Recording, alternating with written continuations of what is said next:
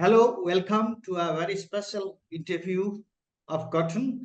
We have today Praranjay Guha Thakurta, and he is an eminent journalist, editor, and author. So we welcome you to our program today, and we're going to this 30 minutes, 30 to 35 minutes. I would like to actually discuss three, four things with you. First, this is because it is election time. So your general understanding of the political scenario in the country, that is one. Then would like to have your responses to the electoral bond as an economist, economic. No, these are all huge subjects. Yeah, no, On each but of then the subject, you can speak for half an hour. I know. And then would also come to an issue, to the issue of corruption, whether corruption is an issue this time in the election. And then, of course, as I don't get you frequently, so I would also like to know from you what is the way ahead.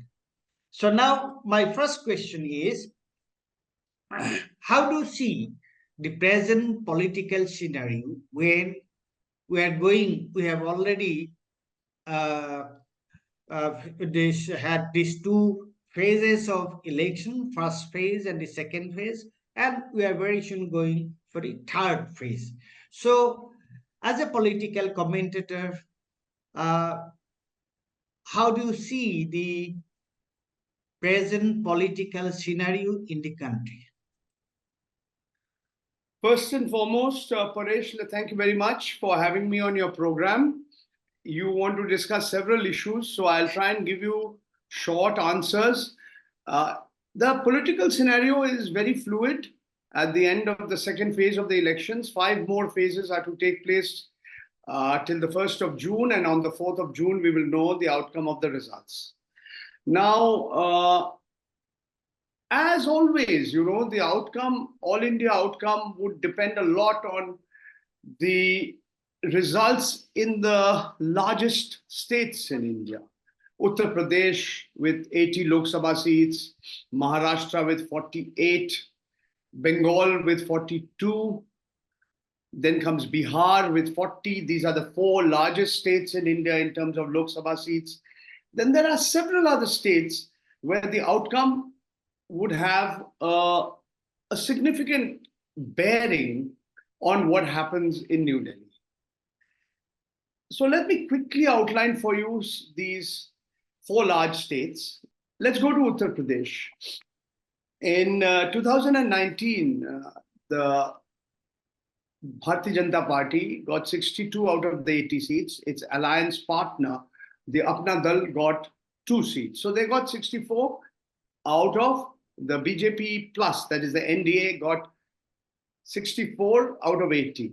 You must remember that in 2014, they had done better. But they had got 72. The question that would now rise, what happens this time? In 2019, the Congress got 1 Lok Sabha seats, the Samajwadi Party got 5, and the Bahujan Samaj Party got 10. Sorry, the SP got 4 and the Samajwadi Party got 10. Sorry, oh my God, what am I saying? The Samajwadi Party got 4, the Congress got 1, Samajwadi Party got 6, the Congress got 1, and the Bahujan Samaj Party got 10. Now, a lot will depend on what happened in these, which will depend on these 10 seats that the Bahujan Samaj Party, Bahujan Samaj Party got. Yes. Will they move towards the NDA? Will they move to the Congress and SP alliance? This is a difficult question to answer. It will be for the BJP a setback if the number of the NDA doesn't go very much above the 64 mark. And that would also have a huge impact on national politics. Because what we are seeing is that the impact of the Ram Mandir could probably be the most significant in Uttar Pradesh, more than other states. So if the NDA's number is around 64 or goes up a little bit, it would be a setback for the BJP and the NDA. But this is difficult to say. If those who are supporting the Samajwadi Party and the Congress Party, they say the NDA's number will come down to about 50 out of 80. I'm not so sure what will happen. But as I mentioned to you earlier, the Bahujan Samaj Party led by Mayawati, she has a solid vote bank. Now, is that diminishing? Is it 10%? Is it 10? Is it 8%? Will they vote tactically, or will they vote for the elephant symbol? These are difficult questions to answer. Do you think that yeah. Do you think that okay. But these are difficult questions. What were you asking about the Bahujan Samaj Party? Oh, no, I was just asking, do you think that the Bahujan Samaj Party can hold to these votes as they used to do earlier? Yes, it could. If the 8% of the 8 to 10% of the votes go in favor of the elephant symbol, that is the BSP, and the BSP is not really a contender, then it would divide the votes, the anti-NDA, the anti-BJP votes, and therefore benefit the NDA. So that could happen. Once again, I don't want to speculate too much, but I'm arguing that if the BJP in the NDA's numbers do not go very much above 64, and if the Bahujan Samaj Party's votes go not towards the NDA but to the SP and the Congress alliance, that would be a major setback for the NDA. Now, the situation is even more very, very complex in Maharashtra. Maharashtra, the second largest state in India, with 48 seats. Now, it was a very, very curious kind of a situation in the situation that prevailed in 2019 is very different from the situation that is prevailing at present. If you recall, in 2019, the BJP got 23 out of 48. And the Shiv Sena and an independent candidate got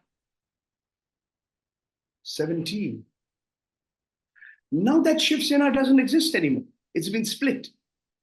Now the nationalist the Congress Party, NCP, led by Sharad Pawar, had 5 seats. But those seats, again, the NCP has split. So Congress had 1. There was a MIM candidate.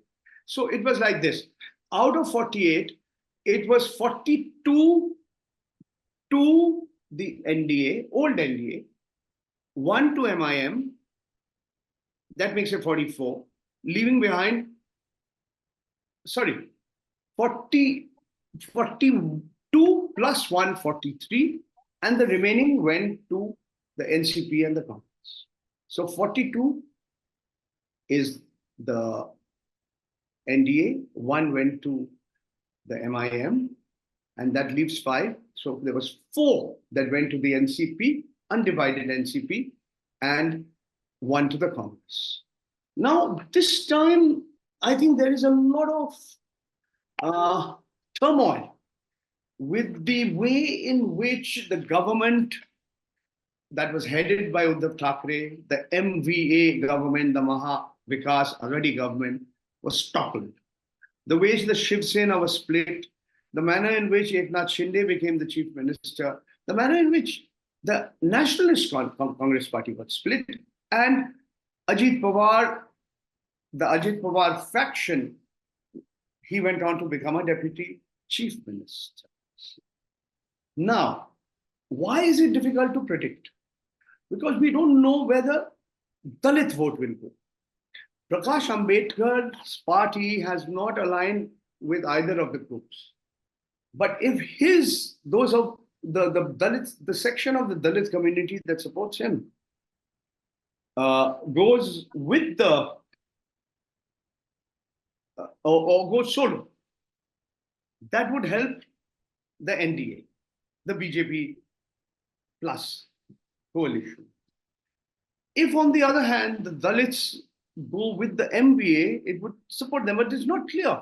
But out of the 48 seats, the Dalit vote, including the votes of those who support Prakash Ambedkar ji, in my opinion, would have a significant influence on at least 6 Lok Sabha seats, perhaps 8. It could be a 24-24, 24 NDA, 24 MVA. But if the Dalit votes help the NDA, it could very well be 30-18. Again, I don't know. But what is clear is that the NDA will lose ground. The old NDA, as I mentioned to you earlier, had 42 out of the 48 seats. Now, I don't think they're going to get that. They're not good. So the NDA would become weak in Maharashtra. Let's move on to the third largest state on which I can talk to you for half an hour alone, and that's my home state of Bengal. So what is happening there in Bengal? I know. Now, again, very, very fluid situation. In 2019, in Bengal, you had 22 to the Trinamool Congress, 2 to the Congress, and 18 to the BJP. Yeah. In 2019, the BJP had a 40% vote share. That came down 2 years later in the Vidhan Sabha elections by about 2%. But the Trinamool vote share went up from 42% to 48%. But wait, there is reason to believe that a section of the traditional supporters of the left and the Congress party, they did not vote for their own candidates. They perceived TMC, the Trinamool Congress, to be the biggest enemy. And therefore, they voted for the BJP. So this cross-voting helped the BJP.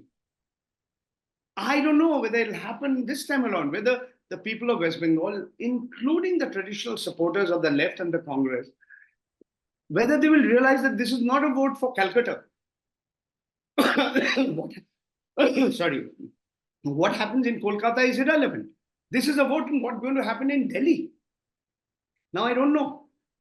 2 factors. One is this factor about whether there will be cross-voting.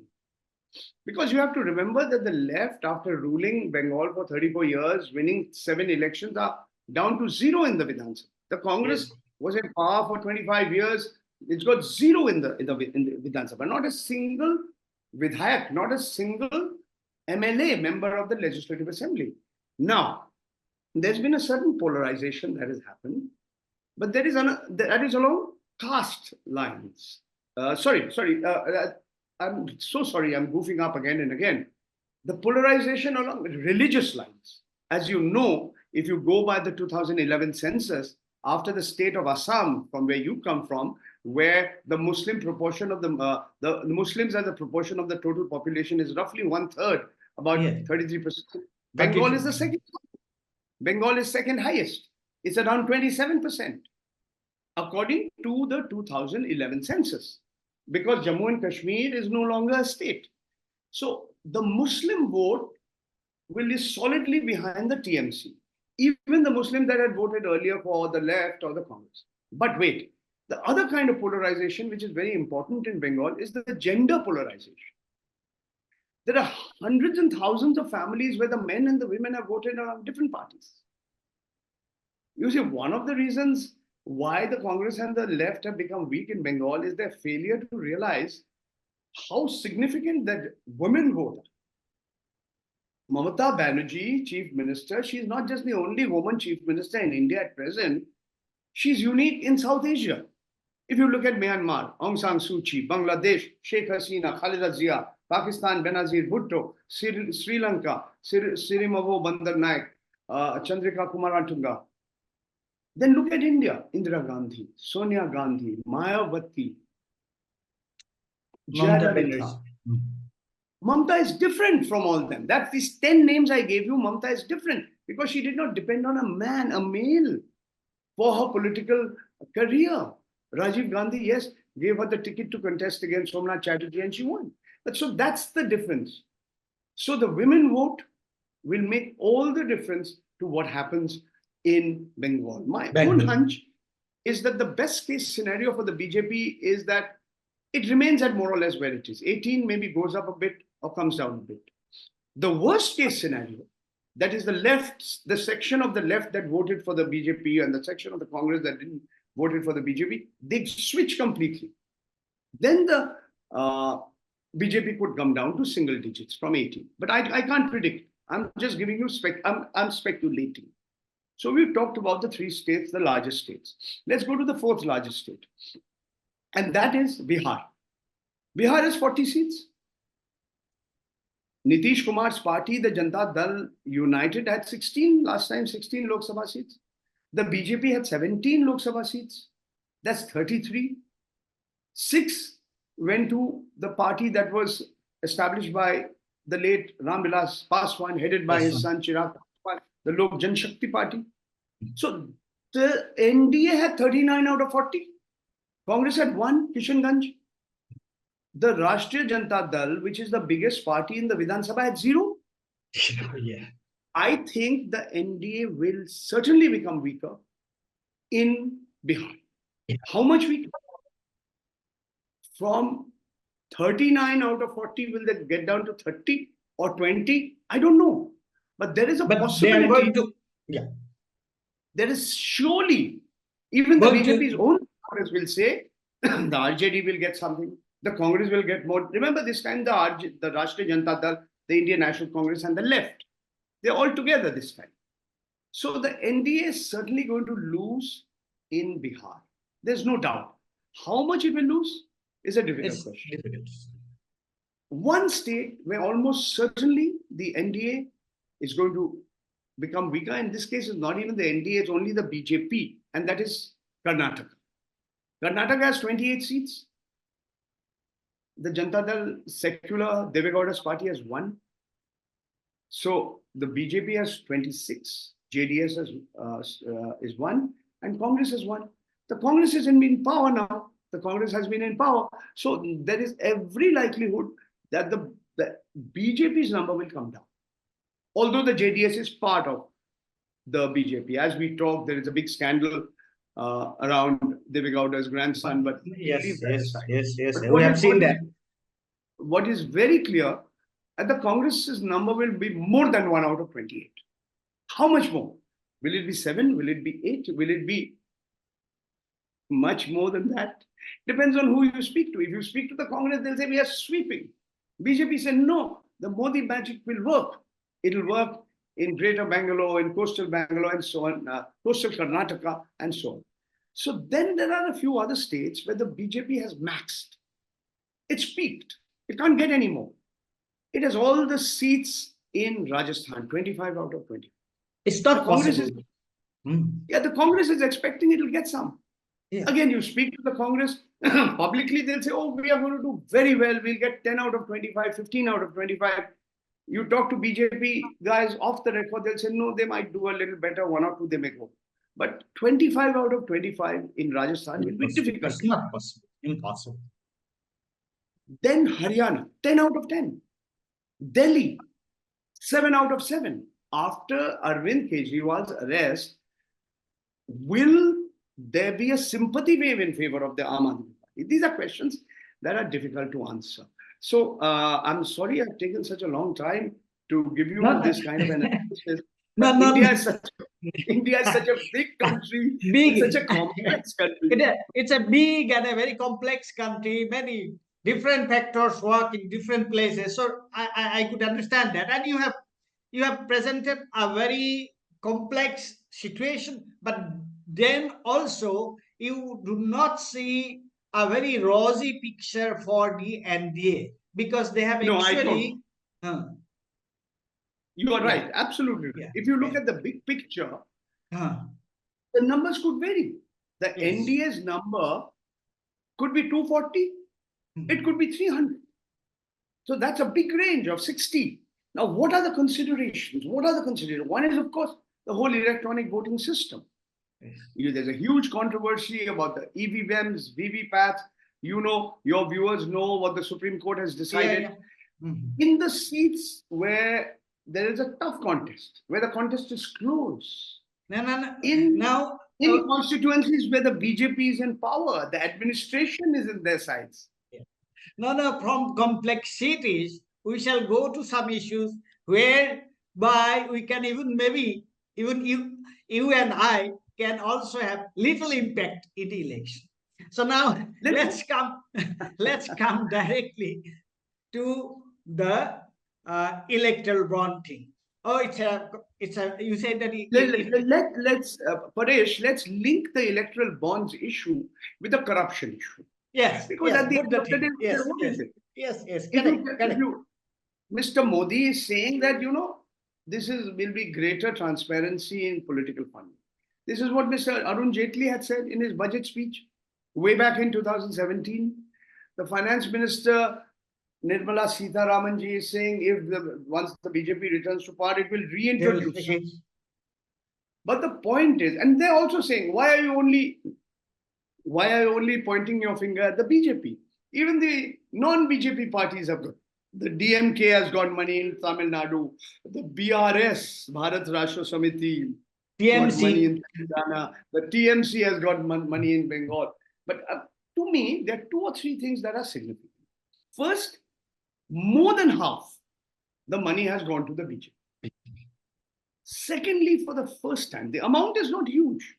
The total amount that is being spent on elections is much, much, much more than the amount that has been spent on electoral bonds. How much has been spent on electoral bonds? Something like 16,500. 16,500, something.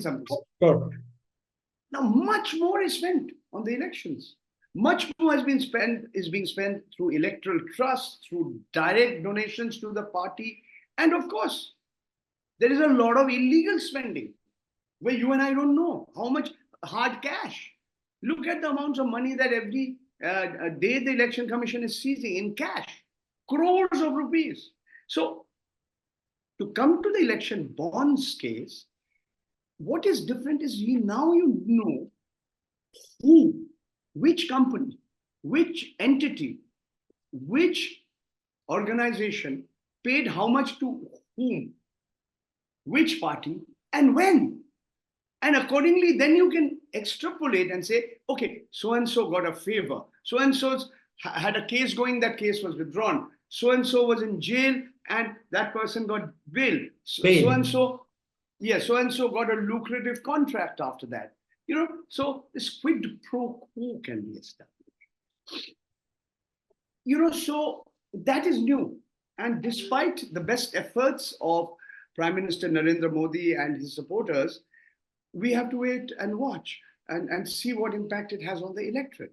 But corruption, as a whole, has always been an issue. Every election, corruption is an issue. Because every person, rich and poor, upper caste, lower caste, Hindu, Muslim, every citizen of India is affected by corruption in a big way or a small way. Now, you see, whether the petty corruption or the big ticket corruption, the crony capitalism, the oligarchs, what kind of an impact will happen is again very, very difficult. But all I want to say, this is the same Prime Minister who before 2014 said, na khaunga, na khane dunga. Neither will I receive bribes, nor will I allow anybody to take. What has actually happened? He said if all the black money which has been stashed away by Indians outside India is brought back into India, then every poor family will be given 15 lakh rupees. What happened? Then Amit Shah later said, no, this is Chunawi Jumla, meaning this is an exaggerated or a false promise made during the heat of the electioneering. But I don't think people have forgotten these promises. So what do these promises which have not been fulfilled matter? This is a difficult question to answer, but in my opinion, it would have an impact on the electorate. And if you ask my personal view, I think it will have a greater impact on the ruling dispensation, which is the Bharatiya Janata Party led NDA government. Now, I just want to ask you one thing. Now, you see, the kind of things they say in the election campaign, they can say anything and next moment they can say just something completely contrary to that. The first in an election meeting, Amit Shah said that okay, we need 400 seats because then we can actually amend the constitution and do away with the reservation. And now you see what is happening. No, Now, these are, what people say during the elections and how much people believe them. I think Amit Shah has not directly said they will change the constitution, but other supporters of the Bharatiya Janata Party have said, we want to change the constitution.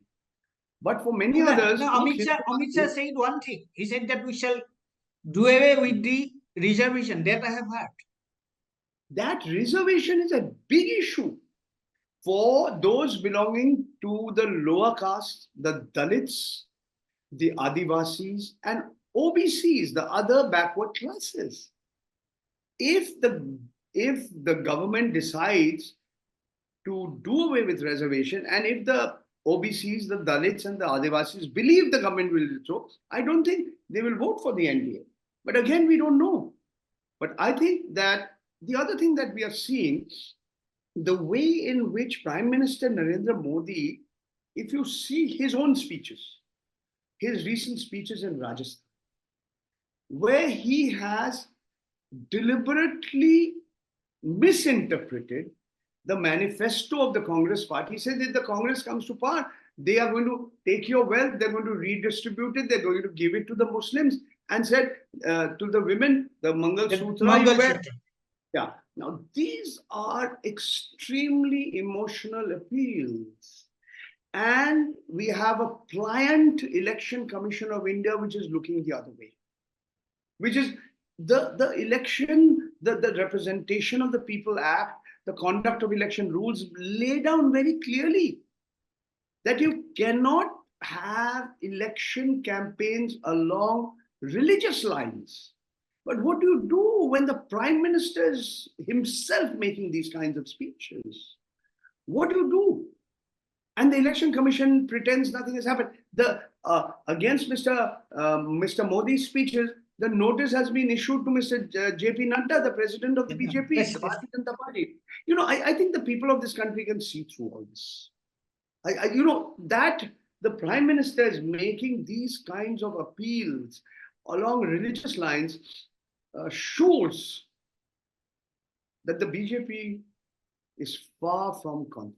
That's all I can say with full assertion. I can assert that if the Prime Minister was so confident, okay, 400 par, we'll cross 400, NDA will cross 400. No, not an issue. We are going to get a comfortable majority in the Lok Sabha. Then why are you campaigning along these lines? Such emotional speech and then such actually below the standard from the Prime Minister, that's coming from the Prime Minister. It is not acceptable. It is unacceptable. No, I'm as a citizen of this country, I am deeply disappointed and extremely unhappy and angry.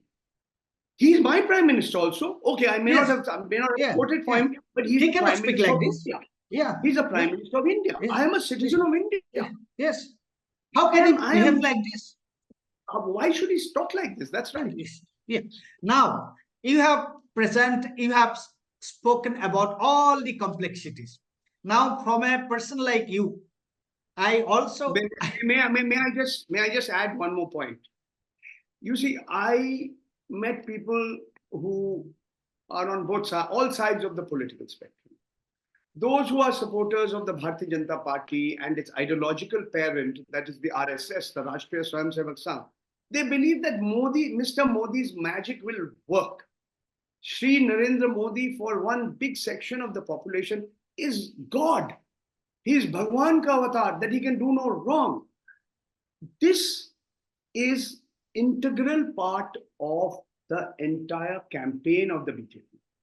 On the other hand, you have issues of social justice, reservation, most importantly, I believe, unemployment, the unemployment of the youth.